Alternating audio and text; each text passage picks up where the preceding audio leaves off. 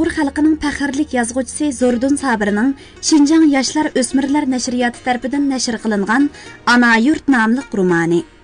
Bu roman Biliqut shirkatida ovozga elinib, Biliqut to'rida anglatildi.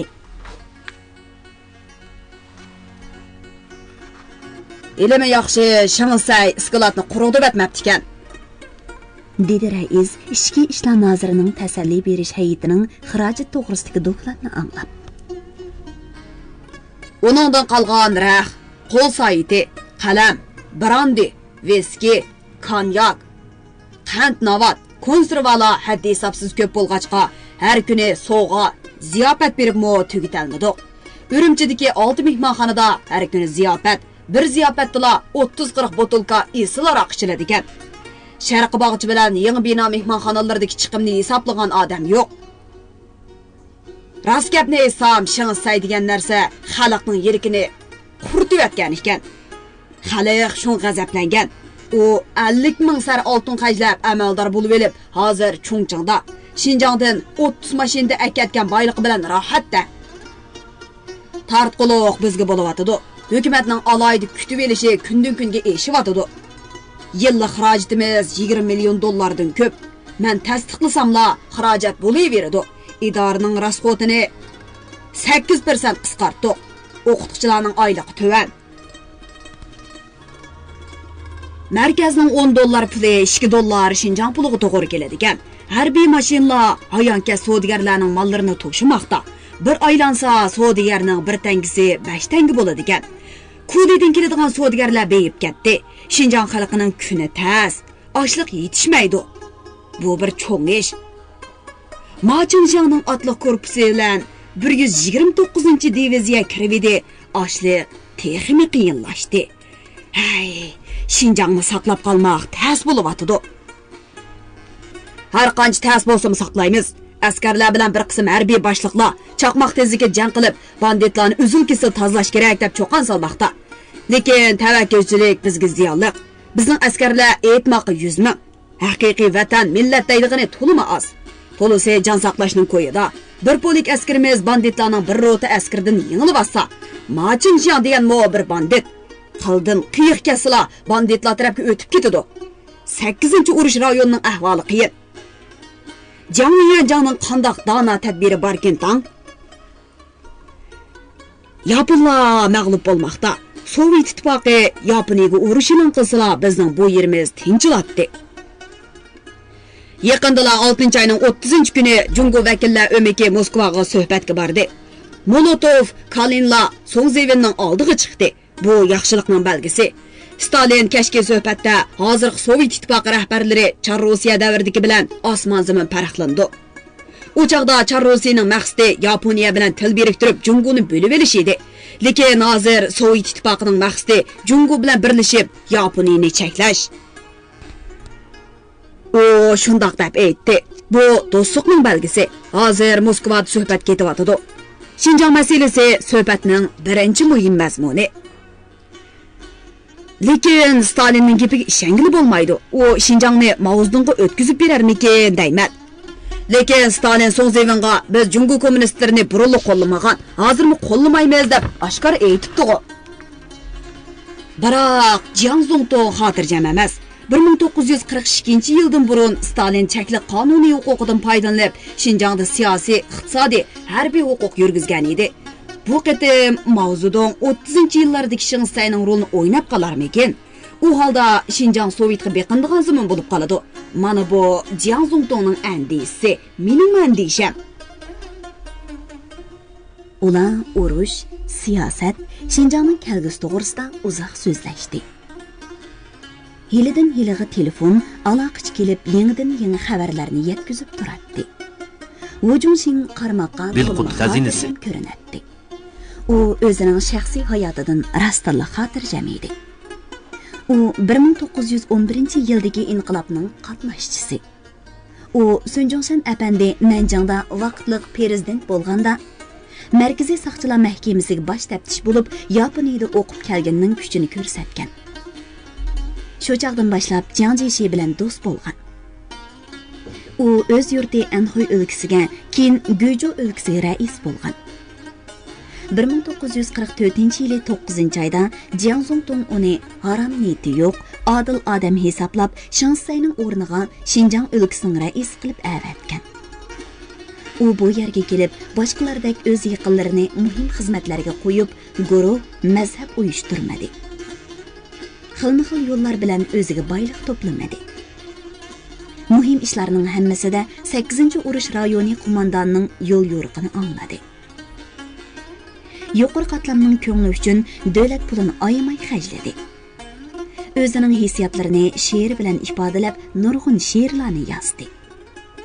Jiang Jishig'i talab yezib, Liu Zirongni favqulodda xorijiy ishlar vakili qilib Xinjiangga akeldi. Uningdan maxsus Sovet ittifoqi bilan bo'lgan diplomatiya ishlarida foydalandi. U doim 10 necha nozir ichida birmi Uyg'ur yo'q ekan. Uyg'urlar norozi, men bu ishni tuzayman, deb so'zladi. O'tgan Doban raislar Uyg'urlarni odam qatorida hisoblaganmi? Lekin u o'zini har qancha yaxshi qilib ko'rsatsa-mu, Xinjiangning yerlik odamlari uni yanada tillaydi. U kulib turib, "Gunohim shu, jallodlar o'ltirgan o'rindiqda o'ltirdim", deb qo'yadi. Uning ansiraydigani yerlik Uyg'ur qozoqlar emas.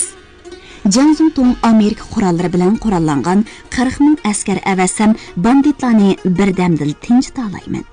Lekin Sovet ittifoqi bilan qurolliq to'qinishdan ehtiyot qilaman degan so'zni bekor aytmagan. Wu Junxingning andishisi Jiang Yuanjang bilan o'xshash. Xavfli kuch Sovet. Ular bilan munosabatni yaxshilamaganda Xinjiang bilan Sharqiy Shimol Manjuriyaning qo'ldan ketishi tabiiy. Sovet nimalarni planlayotdi? 2-oyning 4-kunidan 11-kunigacha Stalin, Roosevelt, Churchill Yaltada nimalarni kelishganligini hozirgacha Vujushi to'liq bilmaydi. 1945-yilning 6-oylarida Jiang Jishi cheg'ida qisman bildi. Vujushi Liu Zirong bilan Sovetning g'arzi to'g'risida nurg'un qatam so'zlashdi. Liu Zirong nurg'un yangiliklarni deb berdi.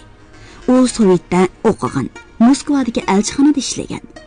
U diplomatiyada garchi Wang Shijidek bilimlik, aqlliq bo'lmasa-mu, Song Zevendan qilishmaydi. Yaqinda 7-oyning 30-kuni Song Zeven Tashqi ishlar ministrligidan mushu Sovet bilan bo'lgan munosabat tufaylidan iste'fo berdi. Endi yangi ministr Wang Shiji qanday qilarkin? Liu Zirongning deyishicha, oraga Roosevelt kirmasa, Sovet ittifoqi Jungo bilan rostdan do'st bo'lmaydi. U Jiang Zongtongga besim ishlatadi. Banditlarni texim ulg'aytadi. Yaqinda Urumchi qo'ldan ketishi mumkin. Qumulni markaz qilib qanchalik tirkash qilib ola. Orqasida Sovet turayotgan kuch bilan erishib, nab olg'ila bo'larmi? Uning Xinjiangni qo'ldan berib qo'yishga hargiz vijdoni yo'l qo'ymaydi. Zozongtang Yaqubbey hokimiyatini yo'qotib, jahonni yengilib tinchisa, orqadan Qumulda Xo'janiyaz degan chiqib tasliqaldi Xanzolarni haydab chiqarg'ali. Navada Shingsay Sovetning oyog'iga bosh qo'ymagan bo'lsa, bu yer yo'q edi. Sovetning kuchi bilan bu yerni Shingsay saqlab qoldi. Shunga Jiang Yuanjang 3-400 ming odamning beshiga chiqqan bu jallodni kechirdi. Zamin degan boylik, Arnumus, Jonxamingoning g'ururi degan so'z. Mong'oliyada hech qancha Xanzo yo'q, lekin u Jungoning yeri. Shunga u yerda Mong'ollar hokimiyati bo'lmasligi kerak. Texi ba'zilar Sadichin Sipili Balqash ko'li bo'ylariga so'qilgan bo'lsa, bu zaminning ismi Xinjiang deyilmasdan Xinjiang deyilgan bo'lsa, bu yer bizga azaldan tava deyishga tilimiz uzun bo'ladi deyishadi texi. Ruslar O'zbek, Qozoq, Qirg'iz yerlarini bizning deydikanu, biz desak bo'lmamdi ekan. Jongar to'piling'i bostirilib 1759-yildan keyin Xinjiang Jungoning qo'yniga kirdi degichilarmi bor texi. 1760-yili Ko'rada harbiy hokimiyat qurilgan aras. Undan ilgari bu yerni qanday usul bilan so'rg'anligi ma'lum emas. U degan manjularning ishi. Ammo biz Xanzolar bu zaminning xo'jasi. Necha ming yildan beri xo'ja bo'lib keldik. Mana bu rost gap. Bu yerni berib qo'yish davlat g'ururiga, vijdoniga taqaladi. Hu Junxin rais bo'lib kelganda Xinjiang qo'ldan ketsa, uning nomi tarixga qora dog' bo'lib yozilmabdi. Shinsay zolimlik qilmagan bo'lsa, to'planma bo'lmagan bo'ladi. Shinga etilgan o'q Hu Junxinning ko'ksiga qarab kelmoqda. Zolimlikning jazosini zolim o'zi tortish kerak edi. Zolimlikmi tarixda ijobiy rol o'ynagan. Qin Shi Huang, Chingizxonlarmi zolim edi. Liu Zirongning deyishicha, Stalinmi 30-yillarda zolimlik qilgan ekan. Hokimiyat mehr-shafqat ustiga qurilmaydi. U qon va so'ngaklar ustiga quriladi. Lekin xalq deganga bu qon va so'ngakni toshshig'il qilib ko'rsatgili bo'ladi. Xalqning ko'z yeshini madiya kuyi qilib ko'rsatgan ishlar tarixda ozmi? Yo'q. Nimani bo'lmasin, bu oltin ziminni berib qo'yishga bo'lmaydi. General Zhou Xiaoliang to'g'ri aytadi. Shixo jang nahilarini yana 5-6 oy tutib tura olsaqla, banditlarga Stalin o'zi qurol tashlashga buyruq beradi. Lekin banditlar buni sezganda qiladi. Ular hujumni bir kunmi to'xtatgani yo'q.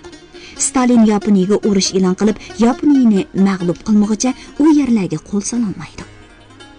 Banditlar buni bilib olgan. Yaponiyadan burun bizni taslim qilmoqchi. Dunyoda o'q ovozi tugashdan burun ular bu yerda Sharq Turkiston hukumatini paydo qilib olmoqchi. Bunday bo'lganda Yan'an uchun yangi bir kuch paydo bo'lgan bo'ladi. Butun Sharq Shimol, Shimoliy Jungo, G'arbiy Shimolning bu chetida Xinjiang qizil bayroq qadalgan rayon bo'lib qolsa, Jiangmiyanjiang uchun to'limi eg'ir besim bo'lmamdi. Yo'q. Oxirgi bir tomchi qon, oxirgi nafasgacha har bir g'irich yer uchun kurash qilish kerak. Shixo oldingi saf qo'mondoni Shi Yifeng bilan Jing oldingi saf qo'mondoni Go Chila nimishqa hadisini zarlaydi. Bu ikki general vatan tuprog'i jondan aziz degan ongni har bir jangchisiga singdira olsa, zamonaviy qurol, qattiq mudofaa tayyorligi bor 12 ming askar harbiy ta'lim ko'rmagan qaram banditlarni to'sib tura olmasmi? Bir askari 3 banditga tankilalasana, banditlar tugadi degan so'z emasmi?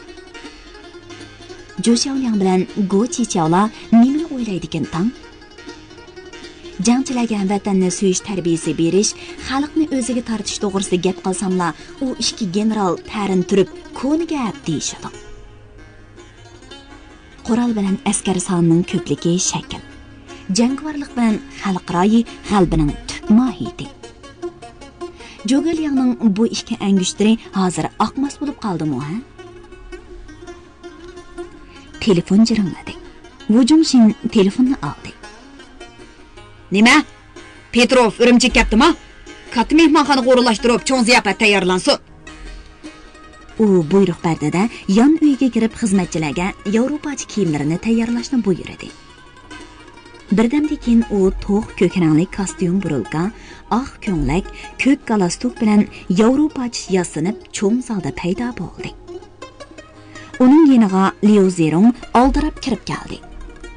Pakar ko'zlari bo'rtib chiqqan, chech-shalon kelgan bu favqulodda xorijiy ishlar amaldori to'limi takabbur odam edi. U o'zini Hu Junxin, Zhou Xiaolianglardan ustun hisoblaydi. Jangjishig vakil bo'lib, xalqaro sahnada Wang Shiji bilan tang o'rinda turib, dunyoviy masalalar to'g'risida fikr yurgizishga tegishli odam mana Xinjiangning kichikina zalida zoya bo'lib ketyapti. U kayni-kanidan kirib kelgan o'lkalik hukumatning nozirlaridan ichki ishlar noziri Deng Xianhai, Ma'arif noziri Xu Lianqi, ta'mirot noziri Xi Liyuan, moliya noziri Lo Yovin qatorliqlar hamda ulardan boshqa muhim amaldorlardan Yuda, Zhou Kuntian, Jiang Xuanzila kirib kirganda g'odiyib o'yir turib ular bilan beshini langshitib, ya Yevropacha emas, ya Jungocha emas bir xil takabburlik bilan salomlashdi. Avgust oyining 5-dan Urumchi shahri ham tinchiq, ham issiq edi. Kechqurunligi tog' shamili ozroq salqin tartmaganda tinchiq dastidan dam olmoqni qiyin edi.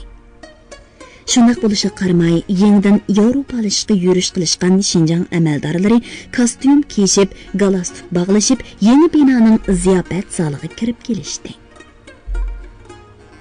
Sovet ittifoqining Urumchidagi konsulining hamrohligida Petrov o'ttir bo'y chochlari budur, charlashgan odam qisqa yang ko'nglik bilan kirib kelganda Sovetning Jungodagi bosh elchisi kirdi, deyishdi odamlar huduqib.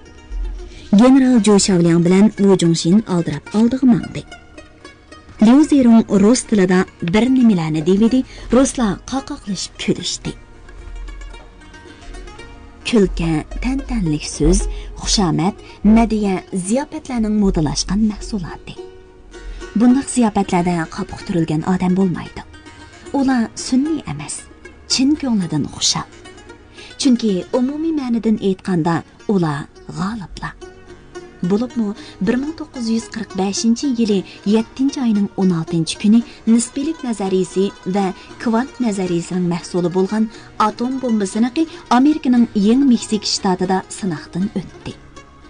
6-avgustda bu atom bomba Xirosima orlig'iga tashlandi. Shu kuni Sovet ittifoqi Yaponiyaga urush e'lon qildi. 3 kundan keyin Amerika, ya'ni 9-avgust kuni Yaponiyaning Nagasaki degan yeriga 2-qatim atom bombasi tashladi. 3 kun burun, ya'ni 7-avgust kuni Jungo Sovet 2-qatimliq suhbati Moskvada boshlandi. Amerika oraga kirib Sovet ittifoqiga besim ishlatdi. Trumanning Stalinga Xaraman orqali yetkazgan Amerika Sovet ittifoqining o'z oldiga Jungoni yo'l qo'yishga qistamasligini umid qiladi. Undaq bo'lmaydi ekan, Amerikaning manfaatiga eg'ir ziyon yetadi degan so'zini anglab, Jiang Yuanjangning xushalliqi ichiga patmay qoldi. Bu xushalliq bo'lmasa, bugungi bu so'rin bo'ladimi? Amerika oraga kirgan, u Jungoga yon besib Stalinni yo'l qo'yishga qistamoqda. Yaponiyaning ishga orlig'iga tashlangan ishga atom bomba 200 necha ming Yaponning jiniga zomin bo'lgani uchun qon jon badaliga bu yerda xushallik paydo bo'lgan. Go'yo buyuk olim Eynshteyn o'z nazariyasining insoniyatga keltirgan baloyi ofatidan azoblanib o'zini qachotlayotganda, prezident Truman Oq saroyda butun dunyoga o'z ustunligini jakarlab nutq so'zlagandek bir ish bu yerda takrorlandi. Dünya shundoq. Ko'z yoshi, qon so'ngaklar ulug' tantana gullari uchun munbat tuproq bo'lib qoladi. Wu Zhongxin mas bo'lg'ichi ishdi. U Petrovdan banditlar qurol tashlamdi deb ballach savol so'radi rus elchi. O'zlaridan so'rang deb javob berdi. Siz buni tashabbus qilmamsiz? Dunyoda tinchlik, demokratiya, erkinlik kerak. Qarang, Xinjiang zaminida bo'layotgan ziyofatda birmi Uyg'ur amaldori yo'q. Mush yerning egallari bo'lgan bir millat o'z yerining vakili bo'la olmasa, qandoq masalani qo'llab, ularni qurol tashlashga majburligi bo'lsin. Amerika orqa kirdi. Stalin Jiang Yuanjangni cho'qim tushunadi. Jiang Yuanjang oldi bilan dunyoning talabini tushunish kerak. Cho'ng davlatning kichik davlatni bo'zaq qilishi, cho'ng millatlarning kichik millatlarni bo'zaq qilishi dunyo tinchligini buzadigan ikki cho'ng manba. Bu nuqtada Stalin, Roosevelt, Churchilllar o'xshash turishga kelgan. Wu Zhongxin ziyofatdan xushal g'ingshib, changchili aytganicha uyiga qaytib keldi. U bir narsani tushundi. Amerika Jiang Jishiga endi besim ishlatmaydi. Bu turi Jungo Sovet munosabati to'limi yomon edi. Amerika Jungo munosabatini yiriklashgan edi. 1944-yili 7-oyning 4-kuni Roosevelt Jiang Jishidan general Steveni Jungo urush rayonidagi barliq armiyaning, jumladan Jungo Kommunistik partiya qurolli qismlarining bosh qo'mondoni qilib tayinlashni talab qildi. Qat'iy talab qilib, ultimatum topshirganmi bo'ldi. Jiang Jishi qabul qilmadi. Qabul qilgan bo'lsa, qanday bo'ladi? Sovet bilan Amerika Jungoning taqdirini hal qiladigan ishga oti bo'lib qoladi. Xinjiang, Manjuriya, Mongoliya, hatto Shizang biroqli qo'ldan ketadi. Jungo tuprog'ida 5 davlat paydo bo'ladi. Bu qanchalik cho'ng fojia edi. Mana endi Amerika 2 atom bombasi bilan o'zini ko'rsatdi. U Sovet ittifoqini cheklayalaydigan bir kuchga aylandi. Atla Amerika Angliya konsullariga ziyofat berib, ko'ngil izhor qilish kerak. Amerika konsuli Bakiston yaqindala Vujungshinning so'g'i salomlariga rahmat aytib telefon bergan edi. U bir yaxshi boshlanishning belgisi deb qaradi. Moskva suhbatida Ili to'polonning taqdiri bekitiladi. Ular cho'chak Altaylarni egallashdan burun ularni qurol topshirishga majburlash kerak. Kechiksa ziyon cho'ng bo'ladi. Urumchi qo'ldan ketsalar bizning kunimiz tas. Qayt yordam. Ochliq talab qilib telegramma bersakmi, markazdan tuzib javob yo'q. Jiang Jinggu Yu Fipingla hal so'rab kelib, nimani hal qildi? Ochliqni o'zinglar hal qilinglar deydi texi. Ochliq chiqadigan joylar banditlarning qo'lida tursa, nadan hal qilgudakmiz? Kim biladi, bugun kechalar banditlar Urumchiga bostirib kiramdi texi. U yo'yinib yotgan bo'lsa-mu, uzungacha dakka-dukkada uxlay olmadi. U ko'zini yumdi. Tush ko'rdi. Qo'pol kiyingan egiz bandit bir kallani chanziga sanjib akilib, uning oldiga tashladi. Qonga milangan kallani u tunadi. Bu kalla Tarbag'atay valisi Pingrungning kallasi edi. U cho'chib uyg'ondi. Pingrung mushu 1945-yili 7-oyning 30-kuni qurollarini tashlagan 1400 dan ortiq odamni boshlab chegaradan qochib o'tib Sovet yeriga kirib olgan. Uning qo'rqinchligidan Tarbag'atay viloyati qo'ldan ketdi. Hozir u yerdami banditlar vaqtliq hukumat qurdi. Texi 3 kunning oldida banditlarning heliqi Sharq Turkiston hukumati qaror ma'qullab, Basbay Cho'loq o'g'li Bapin degan boy qozoqni Tarbag'atayning valisi qilib bekitdi. Pang Sovet yerida. Uning kallasini banditlar qachon kesib kelgandi? Bu o'rislar g'azada ishonch yo'q. Altay viloyatining aran 10% yetmaydigan yerida ashu Burchin bilan Sarsunbi nahiylarida davlat armiyasi turib. Qolgan 90% zaminni Osman Dalil qalla qo'liga elib Altay vaqtliq hukumatini qurib oldi. Banditlarning katibishi Osman Vali bo'lib oldi. Sovet ittifoqi Mongoliya orqali qo'llamagan, askar tarbiyalab harbiy boshliqlarni bermagan bo'lsa, Osman bilan Dalilqon degan qozoq banditlar davlat armiyasini yengilandi. Zade o'rislarda vafo yo'q. Ammo o'sha vafosizdan vafo tilamay nima mal? Petrov texi bu yerning egasi bo'lgan millatdan bir vakil yo'q deydi. Demismi u xalq xanzulardan 15-20 ko'p. Yermi ularning, lekin ularni biz so'raymiz. Biz so'rgankanmiz izimiz. Hukumat, askar, saqchi, qonun bizning. Xonsaq o'ltirdik, turmaga soldik. Shuncha boyliq mashinada ichkiriga ketayotgan oltin, kumush, uncha marvoyit, qoshdeshi, pul dunyoni ular yaratadi. Biz olamiz. Bu bir adolatsizlik. Lekin bu adolatsizlikni Vujungshin paydo qilmagan. Tarix yaratgan. Vujungshin rais bo'lgani bilan bu reallik oldida bir kichikgina but. Qo'lidan hech ish kelmaydi. Umma tangsizlik, zulm va bo'za qilishlarga qarshi. Petrov buni tushunish kerak.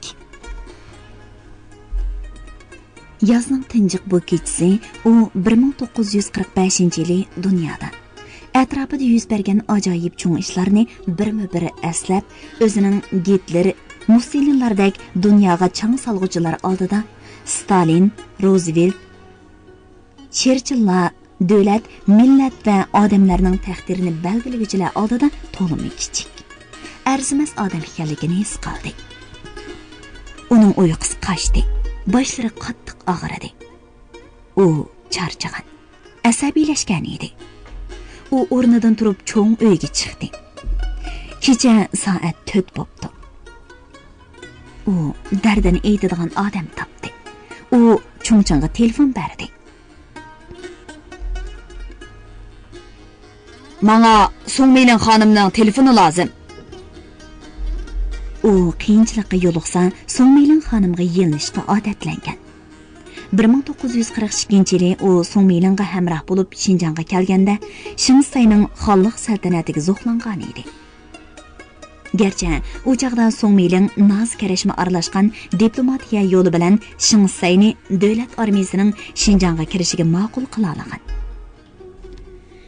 Natijada Jiuquandagi Li Tejun garnizoni qumulga yetkazgan bo'lsa-mu, Wu Jongxin Shingsayning rostli yerli xaqan ekanligiga hayron qolgan va zo'qlangan edi. Aeroplanda Songmeylin uningga "Siz uningda xaqan bo'la olmaysiz, a? Siz degan Jiang Yuanjangning yurak parisi" deb kelgusdan ansirganini ifodalagan edi. U "Men hozir podshoh, xaqan emas.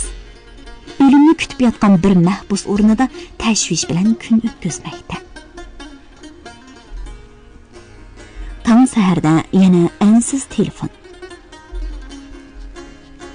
Aqsu xatar ishida Baynois qo'ldan ketdi. Banditlar Muzdavandan eshib bayg'i tushdi. Xalq ularni, mana Yersu ularni. U huduqib sharqi bag'dagi bir qavat uyda turayotgan Ju Xiaomianga telefon berdi. Men dedi 8-urush rayonining qo'mondoni garang-gurung ovozda so'g'uqli qilib. "Kechacha harbiy kengashim bo'ldi. Farzimiz to'g'ri ekan. Banditlar Jing nahiyasiga yolg'on hujum qilib etibdi. Ular bizni Jing bilan Shixo'ga band qilib qo'yib, cho'chak oltaylarni olmoqchi ekan. Biz aldandik. Banditlar maqsadiga yetdi. Jing bilan Shixo qo'rshovda qoldi. Saqlamoq tas. Ha, sizning bu ishlar bilan ancha koringiz bo'lmadi. Siz harbiy emas, lekin javobgarlik ishimizning ustida. Birli yo'l qoldi. Banditlarni sunliga ko'ndirish. Kechiksak, Maozdongning askarlari Sovet orqali G'o'lja, cho'chak kirib kelishi mumkin. Vaqt, tadbir kerakdan. Shundoq, Sovet ittifoqiga ta'sir ko'rsatadigan bir cho'ng arbab kelib, bizga yordam qilmasa holimiz xarob. Nurg'un generallar butun kuchini ishga solib, hujum qilish kerak. Men sunlik tarafdori sizga mishirman, qaramliq ishni buzib qo'yarmikin deyman. Davlat g'ururi, millat g'ururi, armiya g'ururi desa men generallarni qo'llayman. Vaziyatni Moskvada bo'layotgan suhbatning natijasini kutishga to'g'ri kelyapti. Bo'lmasa Amerika qurollari bilan qurollangan 100 ming askarlarning to'rt-tok banditni yo'qotolmasligiga ishonmayman. Unutib qolmayman. 3 million 400 ming puhraning hammasi banditlarni qo'llaydi. Shingsay bu vaziyatni shakllantirgan. Xolisingiz men sizga Son xonimning telefoni deganlarini deb beray, ma'qul. Tezroq keling. Jiang Jishining xatarlik dushmani Kompartiya. Onun qo'lida 100 million aholi, 1 million muntazam askariga atalmış azad rayon bor. Xinjiangdagi bu to'plan shularning ishi. Gerçi bu yerga yan'andan biror siyosiy rahbar kelmagan bo'lsa-mu, baribir shundoq. Qizil bayroq maxfiy, ko'k bayroq, oq bayroq oshkora. Bo'lmasa Sovet ittifoqi qurol komandiri chiqarib banditlarni buncha qo'llaydimi? Mongoliya, Manjuriya, Xinjiangda qizil hokimiyat paydo qilib, o'zining sharqdagi ta'siri, o'rnini cho'ngaytish Stalinning maqsadi. Ammo u Amerikaga o'tirg'a kirgandan keyin bu niyatidan yanadi. Hatto Mao Zedongni qo'llamaydigan bo'ladi. U Jiang Jishining talablariga aktiv javob qaytaradi. Dalian, Leshun portlari bilan Manjuriya temir yo'liga egidorchilik qilib olsalar, Xinjiangdan qo'ldan tortadi. Jiang Jishining maqsadi o'zini tuzab 8 million askarini tartibga solib olib, kompartiyaga qarshi umumyuzlik urush elib berib, 1 yil ichida Jungo tuproqidan kommunizm va himsini tozalash. Ili banditlarmi shu qatorda tozlanadi. Bu vaqt, strategiya va taktika masalasi. Mujoshi umidvor bo'lishi kerak. Urumchi qo'ldan kessimi, hatto butun Xinjiang qo'ldan kessimi, umidsizlanmaslik kerak. Vaqti kelganda Xozundan Mabufanglarni avasila Xinjiang yana qo'lga keladi. O chaqda banditlar millat sifatida yahudilarning kunini ko'radi. General Zhou Xiaoliang bu gaplar bilan hayajonlanib ketmadi. Bu gaplarni u ko'p anglagan. Har biri cho'ng siyosatchi, harbiy qo'mondon bu gaplarni qilaveradi. 8 urush rayoniga zaruriy quruq gap emas, konkret chora. Askariy kuch, aeroplan, tanka, ashliq, kiyim-kechak kamchil. Askarlar ruhsiz, jangovarlikqa ojiz. Nurg'unlari ichkariga ketishning ko'yida. Ularga yer, kelgusidagi boylik lozim emas, jon kerak. Bu xil tushkunlik aloqzodalikni so'zlabmi, buyruq beribmi tugatgili bo'lmaydi. Hozir askarlar ichida dushmanimiz bandit emas ekan, emgakchilar ekan. Bizmi emgakchi. Ularga o'q qassak o'zimizga atqan bo'lib qolamiz degichilarning tashviqotlari adimakda. Urumchini saqlayotgan 6 batalyon askarlar nimaga dal bo'la oladi? Bu askarlarning 380 nafari markaziy harbiy maktab Urumchi 9-sho'basining o'quvchilari. 6 batalyon askar degan 2000 dak askariy kuch. Dushman shipqab Shixoga yaqinlashdi. Jo'shalyang Shinjongni berib qo'yib, boshqalarining kuch bilan qaytarib berishini anglashni xohlamaydi. Uningdan ko'ra o'zini aytib olgani yaxshi. Mana bu konkret ishlar. Sizcha Gochi qanchalik bardoshlik beradi? Men ko'rgan mudofiasi ching, okop, potay, minolar yaxshi joylashtirilgan. 6000 dan ko'proq askari bor. Ammo banditlar asabiylashgan. O'limdan zodil qo'rqmaydi. Biri o'lsa, uni sakrab chiqadi. Bundaq dushmanga har qanday mina, suv okoplari, potaylarmi dal bo'lolmaydi. Sheyefing bilan Gochi bizning qalqonlarimiz, ularning yemirilgini bizning tugashkinimiz. Qumulga chekinishga tayyorlik qilib qo'ysak bo'g'idak. Wu Jongxin Jo'shalyanga yer ostidan qarab qo'ydi. Doim xushxo'y, qaqoqlab kulib yuradigan cho'ng generalning qo'shuvi turilib, qisqa panoq burni texim qisqirab, qo'sh engaklari ostidagi xaltalashgan terilari bir kunda uzrab ketgandek ko'rindi. Biz jon qayg'usi qolsak bo'lmas. Jon saqlash kelgusiga hujum uchun. Mening kelgusi degan so'zni anglag'im yo'q. Mana shu. Doim hissiyotlarini she'r bilan ifodalashib, qaqoqlashib kelishadigan ikki katavash tangla alam bilan ulug' kichik tandi. Yamini Shoyrojin 46-diviziyasi bilan yordamga kelib, odamga masxir ko'zida qarasa, Machinchiangning otliq 5-korpusi musulmonlarga qo'shilib, bizga xoinlik qilsa, ishning yaxshi taraflarini o'ylayli. Men yomonni o'ylab o'ginib qolgan kona harbiy. Men yaxshini o'ylab odatlangan siyosatchi. Ikkisi bir-biriga qarshib, miyiqlarida kulishib qo'yishdi. Ular ham andisha, ham umid ichida qora ranglik Fransiya pikapiga o'tirib, Urumchi shahridan urush tayyorligidagi harbiylarni ruhlantirish uchun shaharning g'arbiga qarab mandi. Ularning oldi kaynida muhofizatchilar, saqchi atrotlari butun shaharga signal berib, hayva bilan ilgariladi. Kashda ular yana katta ziyofat tayyorlab, Amerika, Angliya konsullarini taklif qildi. Ularga tushunishlik, Ikkinchi dunyo urushi yaqinda oxirlashadi. Ammo dunyodagi Birinchi dunyo urushidan keyin paydo bo'lib, Ikkinchi dunyo urushidan keyin Yevropada zo'rayotgan sotsializm kuchlari Amerika va boshqa davlatlar uchun eng chong tahdid. Urushdan keyin Amerika dunyodagi eng zo'r hukmron davlatga aylanib, degan qilgan hisoblanadigan bo'lish uchun Sovet ittifoqi bilan zo'ravonlik talashadi. Sovet bilan bo'lgan uzun muddatli kurash ularning nishoni. Hozir Osiyoda Angliya, Fransiya, Gollandiyaliklarning hukmronlari yo'qoldi. Amerika Osiyo qit'asida kimga tayinib hukmronlik qiladi? Albatta, Jungo hukumatiga tayinish kerak. Bu Jungo hukumati kommunistik partiya hukmronligidagi emas, balki Gomindan hukmronlik qilgan qudratlik birlikka kelgan Jonghua Mingo bo'lishi kerak. Bu harakat Angliya, Fransiya, Gollandiyaliklari Osiyodan chiqib ketgandan keyingi bo'shliqni to'ldira oladigan bo'lishi kerak. Shunga Amerika Jonghua Mingoni bor kuchi bilan yo'laydi. Badal to'lab bo'lsa-mu, Stalinning bu hukumatga dushmanlik pozitsiyasida bo'lmasligini qo'lga keltiradi. Amerika hozir bu ishga tutish qildi. Jiang Zeshi uzun vaqt qiqilib yurib, oxiri Amerika hukumatining qo'llashiga erishdi. Shunga Amerikan Sovet so'zining mahsuli bo'lgan Moskvadagi Jungo Sovet suhbati Jiang Zeshini xushal qilmoqda. Jiang Zeshi muavin prezident Xolisga xeyli burla bishorat berib, 1944-yili 7-oyda nutq so'zlab, Sovet ittifoqining urushdagi to'pillari va boturligini qaltismoqda. Donbadon kauchuk sarliqi yig'inida dunyodagi cho'ng davlatlar qatoridan qiyiqilgan Jiang Zeshi Yalta kelishimlariga bo'lgan noroziliklarni ichiga yutib, Versal tragediyasiga bardoshlik berib, oxiri 1945-yili 6-oyda Birlashgan Davlatlar Tashkilotining San Fransisko yig'inida Molotovni Jungo vakillar o'maki Moskvaga kelsin, suhbat o'tkazamiz degizdi. Jiang Yuanzhang shu kunlarda to'liq ruhliq edi. Jushqun. U g'oliblar munbirida. U hozir yaqin kelgusining zo'r planlarini tuzib atadi.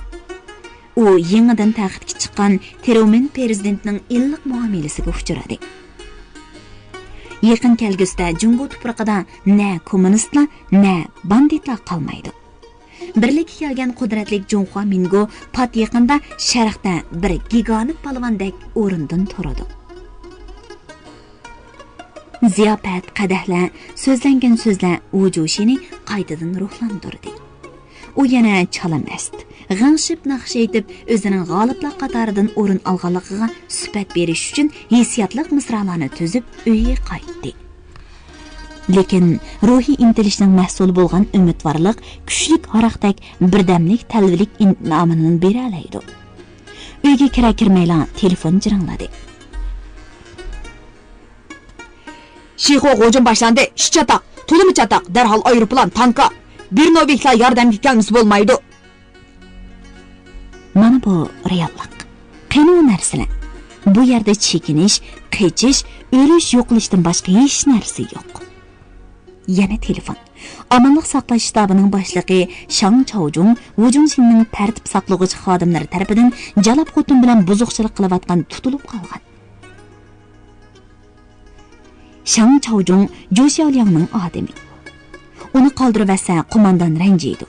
Jazolamasa Wujungxinning inovatiga ta'sir bo'ladi. U muavin bosh qo'mondan Guo Jichaoga telefon berdi. Guo Jichao o'zining yurtdoshi tuzsizlik odam. Qo'g'lash kerak, dedi xafa bo'lib.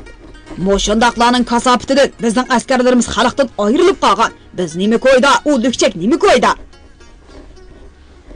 U yilidan yiliga uzilmay kelib turgan ko'ngilsiz telefon, do'xlab, xabarlar dastidan bu kechimi tuzuk uxlay olmadi. Uy ichida mengib yurib, davlatning elning g'imidikilar qancha. Gomintangda bundaqlar oz, kompartiyada chiqmish. Bizda o'z g'imidikilarning, el g'imidikilar bir bo'lsa-mu cho'ng gap edi. Liu Zerong bilimli odam. Uning deyishicha 10 mingdan birgimi yetmasmish. Menchu davlat xalq g'imi mening g'imimmi yoki o'z g'imim bilanmi men? Yo'q. Men Shinsaydak dunyo yig'madim. Mansab, hukmronlik uchun jon tikmadim. Davlat g'imi mening g'imim, al dardi mening dardim. Lekin bu al hamma jungolik emas. Balki 1 yoki 20% jungolik. Biroq u muhim emas. Muhimi men insofliq, axloqliq, muhokim va bayon qilishimni amal qilaman. İnsan o'z-o'zidan qanoat tepish uchun doim o'z hayotining yo'riqliklarini ko'z qiladi. Hech kim o'ziga nafratlanmaydi. Garchi eg'zida desam, hech kim boshqalarga chin ko'nglidan cho'qinmaydi. Hech kim o'ziga o'zi falokat tilamaydi. Xinjiangning eng cho'ng hukmroni o'zini tushunish uchun hayotga kayni-kaynidan savol qo'ydi. Lekin o'zi xushal bo'lg'adek javob topolmadi. U o'z nazarida Junxo Mingoning mushi asrdagi katta arboblaridan biri. U salohiyatda, qobiliyatda va fazilatda davlat rahbarlari qatoridagi odam. Shunga Jiang Yuanzhang natcha-natchiligan nomzodlar ichidan uni tanlab olgan. Şinjan nurg'un yillardan Xanzu amaldorlarining podshohligi bo'lib kelgan zamin. Jiang Liuyajang bu zaminni o'z alqinida ko'rish uchun Wu Zhongxinni tanlab olgan. Davlat otasining ishlariga varislik qilg'uchi katta siyosatchi o'ng'ayliqcha biriga ishonmaydi. Davlat ishi sud emas, u sadoqat va fidokorlikqa muhtoj. Davlat boshqarish oila boshqarish emas. U dahiyonalik, aql farosat, donolik va tadbirkorlik bilan ro'naq topadi. Yana telefon. Nima? Hargiz bo'lmaydi, dedi u keskin qilib. O'z putimizga o'zimiz palti chapgan bo'lamiz. Lomanchangdan kelgan bu xabarda tuyuqsizlar 7-8 askarning yo'qolib ketganligi, 3 kundan keyin bu askarlarning o'ligining cho'plikdan chiqqanligi deyilgan edi. Urumchilik Uyg'urlar bilan qozoqlarni tugal qirib etish kerak, deb Jarsadi polik komandiri. U bir batalyonni bugun kechila Namyanga qirg'inga avatmoqchi ekanligini aytdi. 3 kun burun suhbat yig'ini chaqirib, Urumchidagi dangliq Uyg'ur, qozoq ziyolilari, din nizotlar va amaldorlarni yig'ib fikr oldik. Ular qizil pachoqlar Uyg'ur xalqining dushmani, ili banditlarga hamma millat birlashib qarshi turmiz deb birdak cho'rqirishib atadi. Shinjongizda qaranglar, ularning shuarlari besilgan emasmidi? Sizni aldaydigan yolg'on gaplar u. Uyg'ur, qozoq va boshqa millatlarning hammasi bizga ostirtin tig'bilayotdi. Bizni yo'qotish ularning o'rtaq shuari. Yo'q, men ishonmayman. Ili banditlarni qo'llayotgan Xanzular bor, hatto askarlar ichida mo Xanzular bor. Ular milliy munofiqlar. Milliy munofiq hamma millati bor. Wu Zhongxin telefonni jaloqqa qo'yib qo'ydi. Mening talab va takliflarimga e'tibor qilmadi. Uch angishtirim amaliylashmadi. Asosiy to'sqin mushqaram harbiylar bo'ldi. Shinsayning olti bek siyosati oqiduyu mening ushmasligim nemish qoqmaydi. Xatomi? Yo'q. Ilohiy qonun, davlat qonuni, odamgarchilik deganlarning qaysi xato ekan? Shinsay anjiq odam tutdi. Men anjiq qo'yib berdim. U qo'shnilarga eng qattiq dushmanlik qildi. Men qo'shindorchilikni voyaga yetkazdim. Sovet bizga dushman bo'lsa-mu, do'stlikni ifodaladim. Men Urumchi viloyatiga Burxon shahidni vali qildim. Shang bo'lsa G'ojini yozuv o'qitish uchun muavin rais qilgan. Yangjinglar birmi Uyg'ur qozoqni hokim qilmagan. Men hammishda insofni o'lcham qilaman. Shinjongda eng chong insof yerli xalqni odam qatorida ko'rish. Bu haq yer terish, mol beqish, gilam to'qish, zagachilik, qo'lhunar ishlarini qilishdan boshqa 5 vaqt namoz o'qib, naqsh aytib, pusul o'ynab yuradigan, siyosat, harbiy ishlardan to'limi yiroq yuradigan, insofliq, itoatchan, amgakchan, kang qo'rsoq, mehmon do'st xalq. Ularni odam qatorida ko'rmaslik to'limi insofsizlik. Kungzining yavaşlarni xo'rlash hayvon o'rniga tushganlik degan so'zi bor. Hayvonlar ojizlarni bo'zaq qiladi. Petrov to'g'ri aytadi. Bu yerning egillaridan bir nozir, hatto muavin nozirmi yo'q. Biz foyda, ustunlik to'g'risida o'ylaganda o'zimiz to'g'risida o'ylab keldik. Biror qitim o'sha millatning foydasi to'g'risida o'ylab baqdikmi?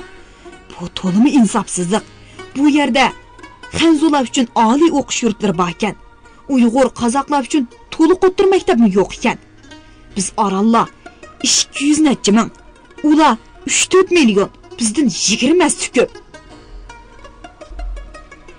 İnsafsızlıkның jazosini nemishqa Shinsaydak insofsiz tortmay, men Wu Zhongxindek insofliq odam tortdi ekan.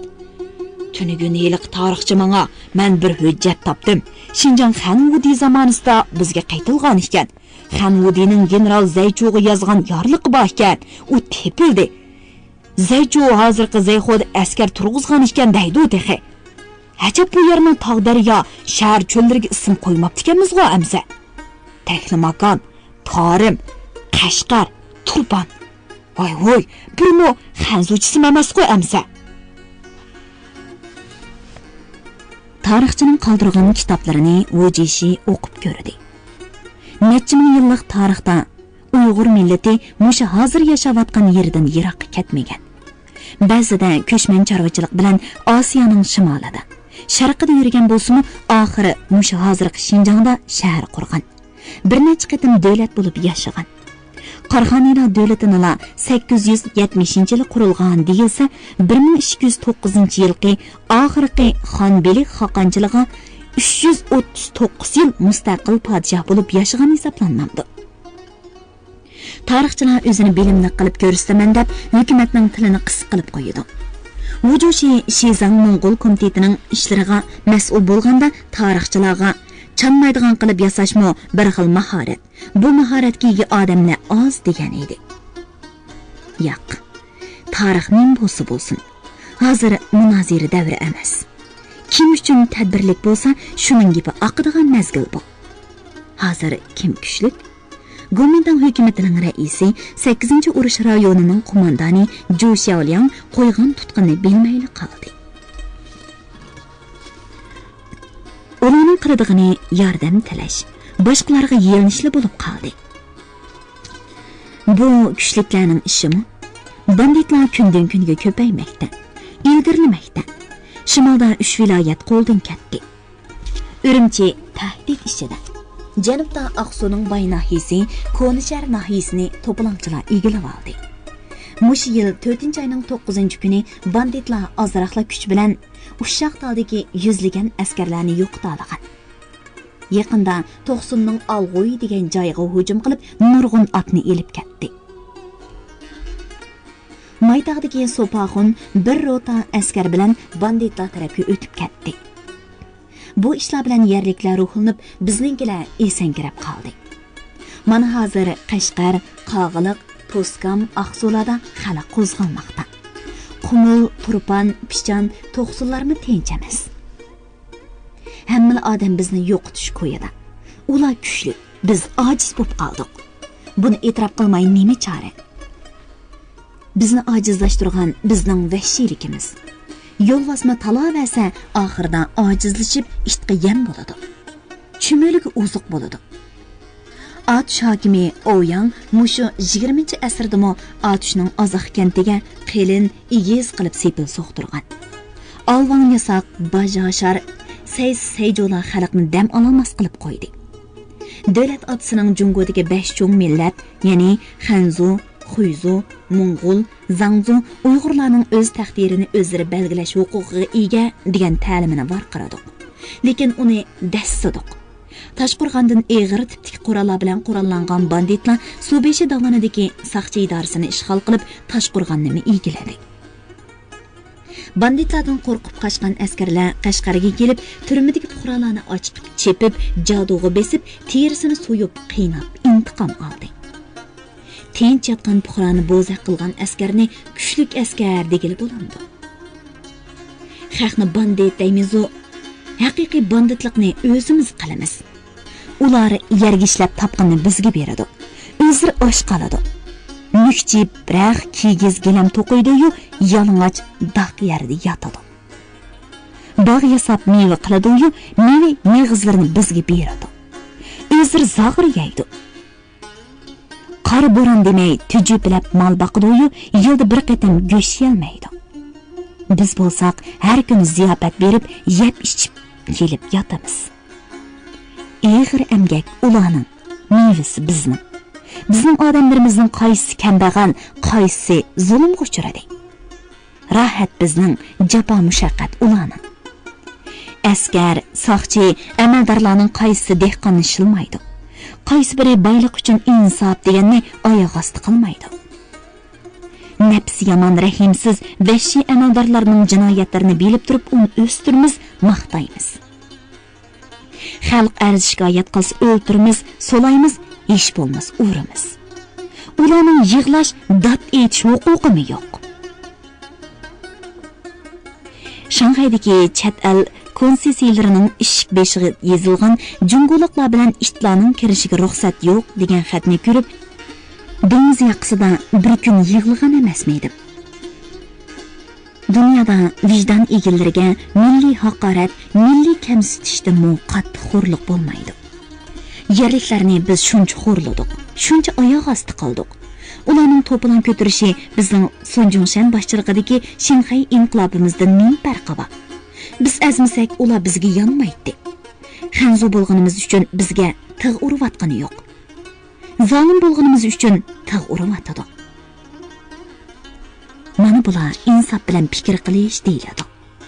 Insof rostchilikni talab qiladi.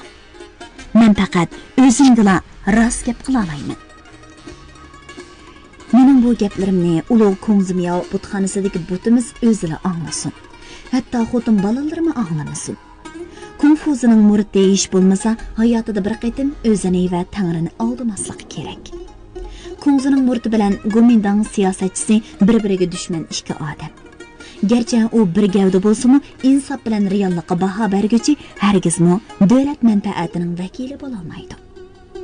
Gerçi uning shuari shu bo'lsa-mu, mana bular donolikning belgilari. G'azabini chiroyli so'z va mehr shafqatli ko'z nuri ichiga singdiradigan odamlar davlatning ruhiy boyligiga aylana oladi.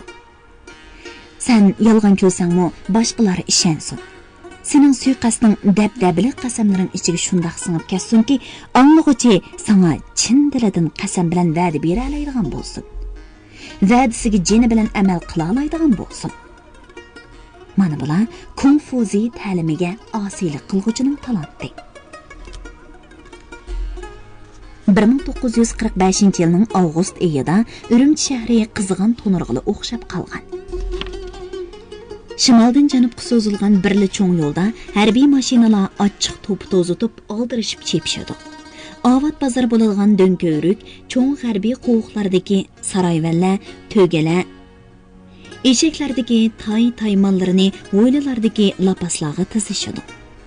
Kirdan rangi yo'qolgan mata shatovar kiyimlari tarligan badallariga chaplashib ketgan. Putlari yalang, boshlariga pipi tumoq shapoq to'pi kiyishgan, yuzlarida kiri va mayla qaytishgan ishlamchilar tinimsiz eqiyotgan tarlarni ko'nlaklarining etki bilan eritishib, tipirlashib ishlamoqda. Cho'ng g'arbiy qo'viqning uchiga tashliq say. O'ttirsidan Urumchi daryosi yeyilib, ko'arab oqmoqda. Ishlamchilarning suv bo'yiga berib, yo'ynib, salqin deb olishig'ini vaqti yo'q. Bu besilib qolgan mallarning kunning issiqida buzilib qolishdan saqlash uchun bu madikorlar qo'lidan kelganligi amona qilmoqda. Yana necha kun yotar ekan, Urumchidan G'o'lja cho'chakka boradigan yo'llar itilgan. Janubga malni yondirib ketishning o'rni yo'q. Turpan qo'monlarining karvon yo'li itilgan. 60 eshak, 30 tuga suvning nerisida beqilmoqda. Lekin madikorlarga xo'jayin kuniga 2 pom beradi. Qolganiga muzdek suv. Eting nima dey adash? Salayoji Ahmad dedingmi? Hojkensan go. So'ravramsan, dedim-ku men ili tarafga aplab o'tib olsamni bo'ladi. O'g'irlarning yerda nima ish qiladi? Beshida suyi bor yetimmi nima o? O degan hukumatning gapi, o'g'ir bo'lsa Gomindangni yo'qitamdi. Sopibek hojim shundoq dedi ya, hojim yolg'on aytam deya. Hukumatning tili u Sopibek hojim deganing juma. Mangay, u degan Jahongir xo'jamning pushti deb. Jahongir xo'jamning pushti bo'lsa, islom g'azotchilarini o'g'irlar deb valaxshi etimi? Abdukerimxon Maqsumda xudo bergan odamlarni voy kommunist ekan, sovet odam ekan deb varqirab, butun Qashqarni beshiga kiyib to'lab namoyish qilishga Uyg'urlar nimani demaydi? Ammo lekin biz xalqdan har qanday chiqdi juma. G'ani Batur, Sitnochidek Baturlimi, Supibek hojidek munofiqlimi chiqadi. Puxroj kiyinib, xalqning eg'zini tatilab, gap elib, 20 necha odamni saqchiq tutib bergan Setivalda hojimi Uyg'ur. Turmida Uyg'urlarning ko'zini uyib, badaniga jangni sanjib qiynab, Qashqar Ko'nshar Qum darvoz turmisida 100 odamni o'ltirgan qotil Hoshimakmi Uyg'ur. Saraylar qarabaqa, yosinib tarnib yurgan satanglarmi Uyg'ur. Ular sen bilan bizga qarabmi qo'ymaydi. Xitoy askar boshliqlarining ko'nglini ochidi. Shulimi Uyg'ur? Ras biz xalqdan chiqmaydigan iqlim yo'q. Turmida o'layotganmi Uyg'ur? O'ltirayotganmi shu? Gomindanga qarshi qurolli qo'zg'olon ko'tarishib, dushmanni sur to'qay qilib, chichi otib etganmi Uyg'ur? Şuğunisi bu azimatlarni tillab Urumchining ko'chalari tashviqot varaqi tarqitib yurganlarmi? Namoyish qilib, yo'qolsin banditlar deb varqirishib yurganlarmi? Uyg'ur.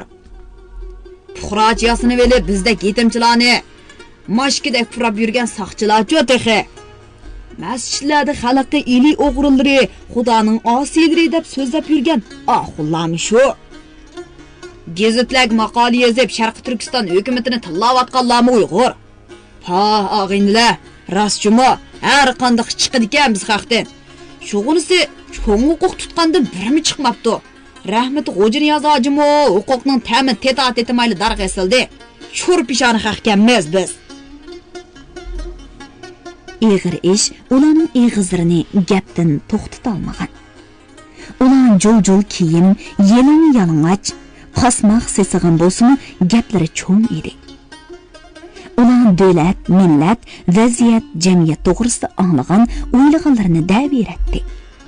Ular turmushning eng tuvan qatlamidagi eng kamsitiladigan odamlar.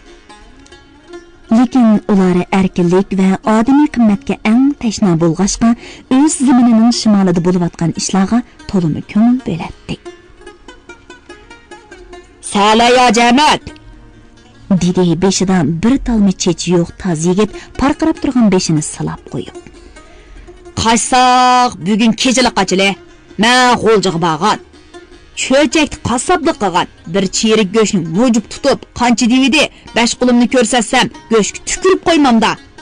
Manamsida pichoqni qo'rsiqiga, sapqiga tiqib, shikishni maltilib etdim. Meni o'ltirgandikan, yana o'ltir, dedi qassoblar. Manamsidapla paltini oldimda, 7ni chanadim.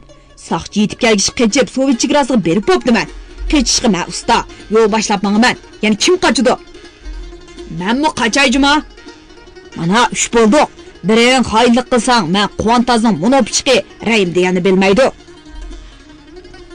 10 madikari Quvontazga tangli qarashdi. Egiz maydi yo'nlarida lay chivinlar qetib qolgan. Qo'yuq soqolliq, oq seriq, yo'g'on burun odam tizig'i tushib turadigan g'ilabni tutib, hozirla biriga etiladigandak sirli g'adayib turadi. Salay Hoji Ahmad ismli qosh ko'zi chiroyli, egiz, qora qumchoq yigit uningga zo'qlanib, past ovozda so'zladi. Bizning Qashqar otishlarmi pichoq bilan qo'zg'aldi. Olmaxon, Nizomiddin, Qutlug' Apandi, Barataxon degan inqilobchilar iri inqilobini tashviq qilib, xalqni uyg'otib bo'ldi. Shug'unisi qurol yo'q, pichoq bilan miltiqqa tankagil bo'lmaydi. Men u duduqladi. Sen nima? Davamamsan. Bu yerda ish yo'qchimi? Men 60 yoshlar tashkilotining vakili. G'o'ljaga aloqa qilishga mangdim. Meni amon-eson o'tkazib qo'ygan odamni xalq unutmaydi. Mana, men Quvontazini o'tkazib qo'yaman. Ozodlik yo'lida sesiq jinim peda. Avgustning kechalari bu shahar dimiq. Nafas olishmi qiyin. Odamlar ho'yla o'gizlarda yetishibmi to'la o'rilib uxlay olmaydi. Shundoq kechasi 3 yetimchi hayotidagi eng cho'ng ish. Shimolga berib qo'zg'olonchilar qaytilish uchun Toshliq sayga, ondan sharaldab shovqin selib eqiyotgan daryoga tushdi. Suv odamni cho'ktirmagan bilan tez oqatdi. Ular Quvontazning o'rgatgani bo'yicha qo'llarini midirlatib qo'yib o'ngda yetishdi. Suv ularni shunchalik tez eqitib mangdiki, ular hayotida zodila mundaq ittik mengib boqmaganligini his qilishdi.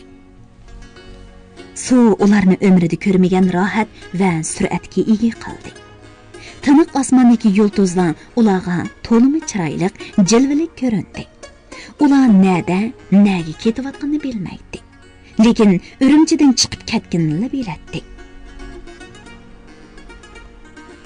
Saliya jamat, suv qandoq ekan?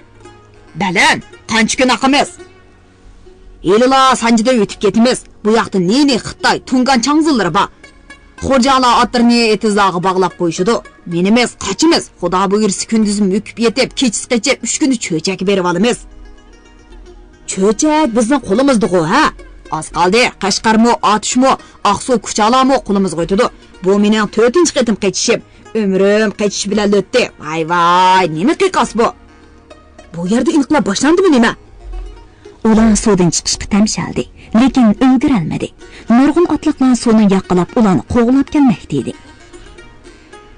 Mana ularning badallarini qo'lchiroqlari yo'ritdi. Pang-pung, ularning badallari qattiq silkindi. Dimi siqildi. Ular hech nimani sezmadi. Urumchi daryosi qip-qizil qonga bo'yaldi. Dimiqda uxlayolmagan Ho'jingshinga telefon keldi. O'z yig'ida o'z go'shini qo'ridiq. O'zining yalang to'shlari saqchilarimizga qashqullarni ma'lum qildi. Yo'l boshlab mangdi. Daryodan 3 banditning o'likini suzib oladigan odam chiqmadi deb maqtandi Urumchi shaharlik saqchining boshlig'i. Jontonglar harakatda degina. Yaxshi, men seni Xinjiangdan chiqqan dayli qilib ko'tiraman. Ho'joshi g'ingshib naqshi etib yumshoq gilam ustida uyan-buyan mangdi. Uning xiyol kaptiri yana parvoz qilishga boshladi. Gongshuning 10-yili, ya'ni 1884-yili Xinjiang o'lka bo'lgandan tartib Liu Jintang, Wei Guangtao, Tao Mo, Ru Yingqi, Fan Xiaosu, Lan Kui, Yuan Dahua, Yang Zengxin, Jin Shuren, Sheng Sailan Xinjiang o'lkasining Shunfu, Dudu, rais do'banlari bo'pti. Men 11-o'lka rais ekanman. 61 yil ichida 10 dona Xinjiangni so'rabdi. Lekin eng foyda olalig'inimi, eng ofatga yo'liqqanimi Jin Shuren bilan ikkimiz ekanmiz. Yang Zengxinni o'z odamlaridan Fan Yaonan etib o'ltirgani bilan u qeri eng uzun jahon so'radi. To'p-to'g'ri 16 yil. Uning usuli xalqni nodon tutish, o'z yig'idan o'z go'shini qo'rish. Bu usulni hozir jahon ko'tarmaydi. Danalik buningda ifodalanmaydi. Amerika usulichi yo'q, u texmoqmaydi. Demokratiya Jungo uchun bir ofat, vabodimi yomon. Manjular 1616-yildan 1911-yilgacha 295 yil Jungoga hukmronlik qildi. 13 podshoh o'tdi. Eng uzun so'rg'ini Kangxi 61 yil so'radi. Ondan qalsa Qianlong 60 yil so'radi. Eng oxirgisi Xuantong oralli 3 yil. Men uningdan bechara 1 yil bo'lmayla vahimaga cho'kib qoldim. Nemishqa hukmronlar xalqning himoyasiga ega Rooseveltdek, Stalindek davlat boshqarish usulini topolmadi, ha? Men podshoh bo'lishni xohlamayman, lekin demokratiyadan qo'rqaman. Men qo'rqadigan narsalar to'limi ko'p. Eng qo'rqinchlisi kommunistlarning g'oyasining amalga oshishi. Yo'q, buningga dunyodagi kuchli davlatlarning hammasi qarshi. Biz bir ulug' kuchning vakili, dunyoviy kommunizmga qarshi birlik safining bir a'zosi.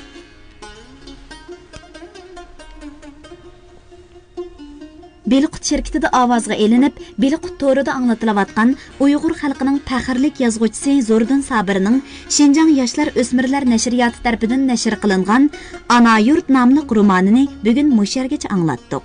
Davomini atga anglitishimizda davomli anglatamiz. Bu roman Xinjiangning har qaysi joylaridagi Xinhua kitobxonalarida sotiladi. Do'stlarning bu romanni sotib olib saqlab qo'yishini alohida tavsiya qilamiz.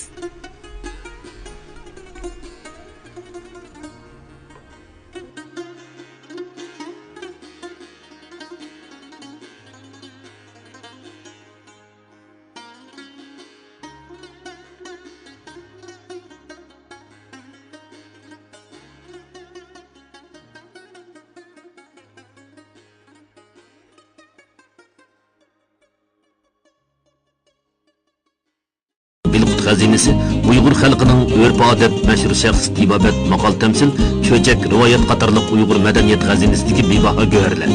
Karton ilpa, qonun nizom, ishorat tili, tan tarbiya, fizika, ximiya qatorliq 600 dan ortiq kasbiy sohadagi Uyg'urcha, Xanzucha, ingliz 3 xil til, 6 milliondan ortiq so'z, ovoz ham surat bir gavdalashtirilgan kompyuter yumshoq detali. Bilmaganni Bilqutun bil. Bilqut xazinesi